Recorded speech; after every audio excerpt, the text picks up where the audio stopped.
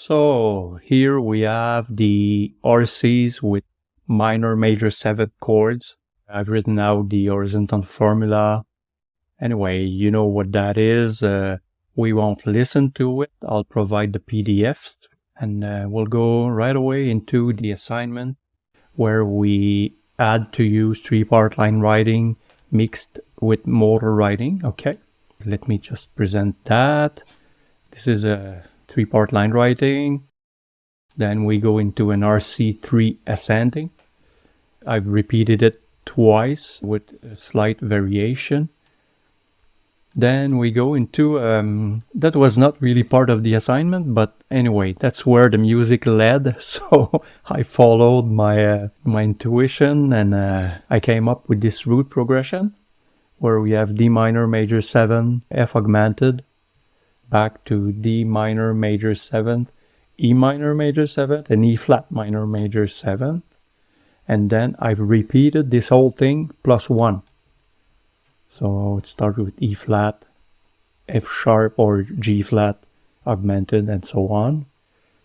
Back into three-part line writing, using material from the beginning, but developing it a little further.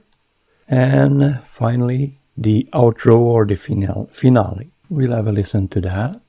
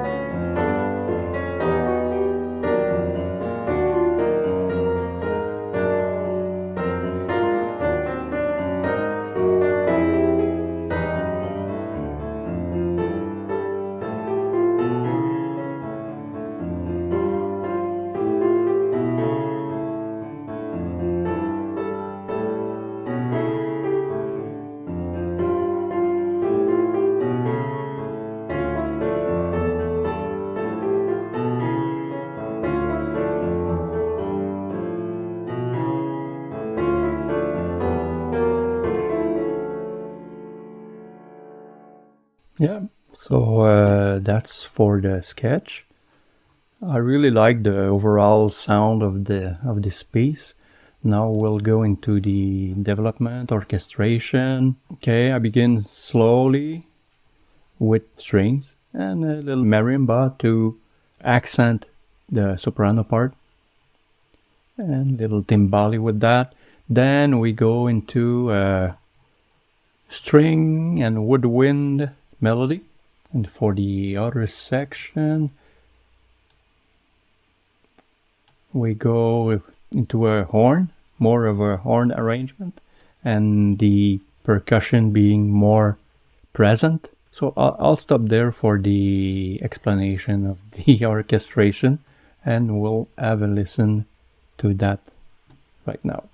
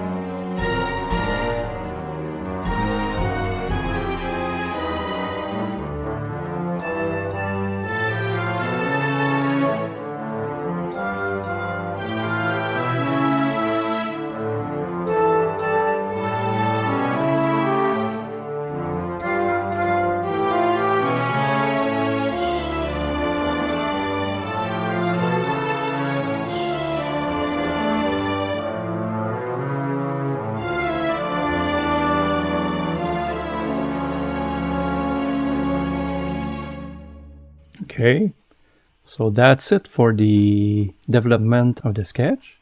I'm really pleased with the result. I think It's pretty balanced and sounds good. I did another piece with the material from lesson 11. I have to explain a bit what I did. So that's the material for the piece, for this second piece. And you see RC1 descending, RC1 ascending, RC6 descending. So I want to explain where that comes from. I think that minor, major, 7th chords can be used to create a very dark mood. Let me explain my little theory on the subject. If we take, for instance, C and the neighbor keys, in French we say des tons voisins, which means neighbor keys, I guess, in English. So we've got C and G, only one accidental difference, the relative minor, same thing. Then with F, it's only one accidental difference and relative minor. So all of these keys are what we could call a consonant constellation of keys. And opposite to that, we have root cycle 6 in relationship to C, of course.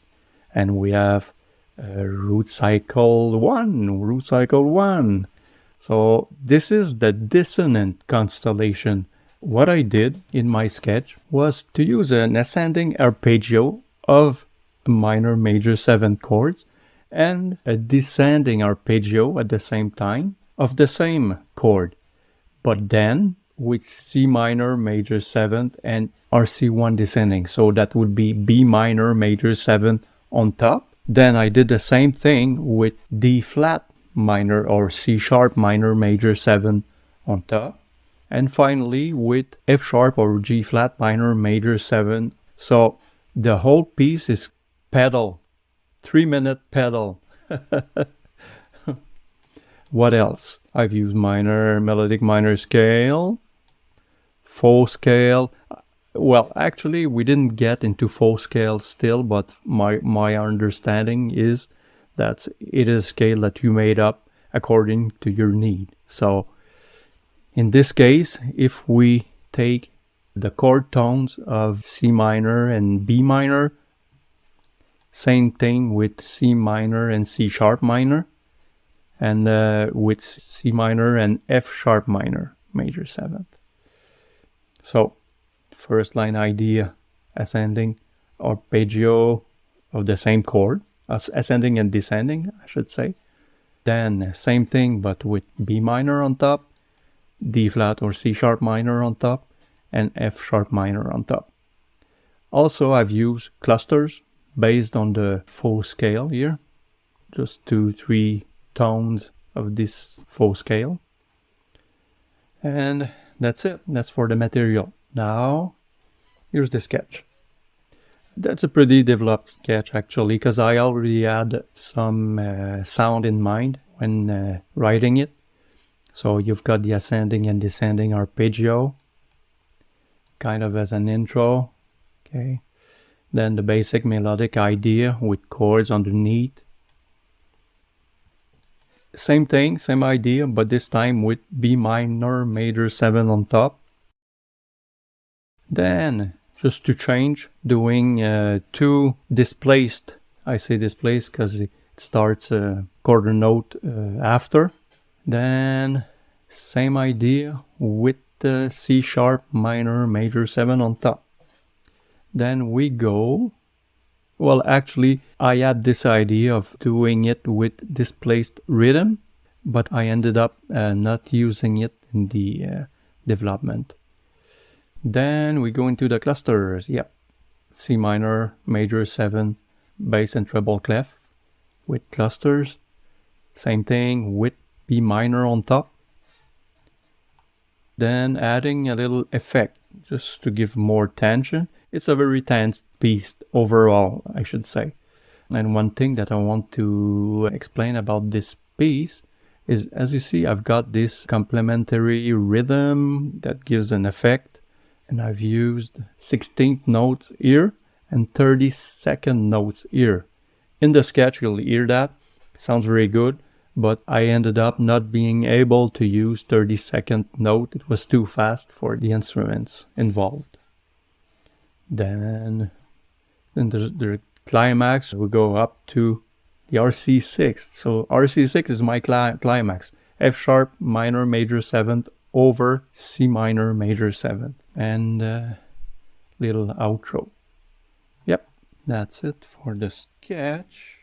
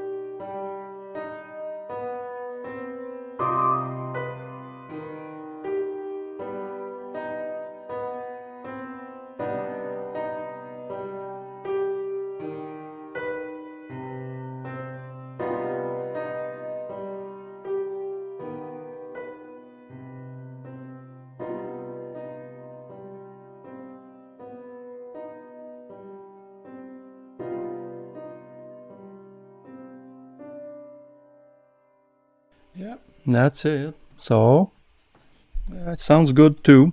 I like it. Now let's look at the development. Start out very slowly, just with strings. Then the chords comes in. The outro. One thing that I did that is different from the sketch is that I've came back to the same basic idea with B minor major 7 on top, but with the horns displaced from a quarter note. Okay, so that gives a very haunting feel, and I do that for a little while. They'll then come back to an outro. We'll have a listen to that.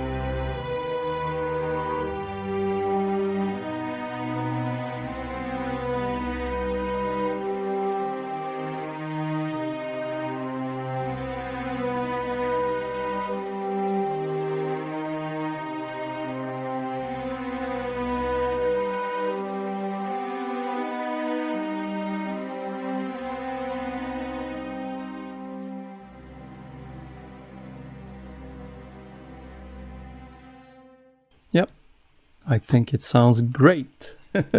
Really like it. One basic idea, and I do 3 minutes of music with that. Very happy. I end up using A sharp as a last note instead of B, which is the tonic of the B minor major 7th chords. And, you know, the arpeggio going from the 7th to the tonic. But I changed it for an A sharp because I didn't want a unison. I wanted this minor 2nd sound overlapping. And the second thing is in the E section, when we use C sharp minor over C minor, we end up with a 13. I think it's right here, E flat and E, but that's not a big deal. In this kind of music, we don't really notice that there's a 13 in there. So that's it. Hope you like it, and we'll talk later. Bye-bye.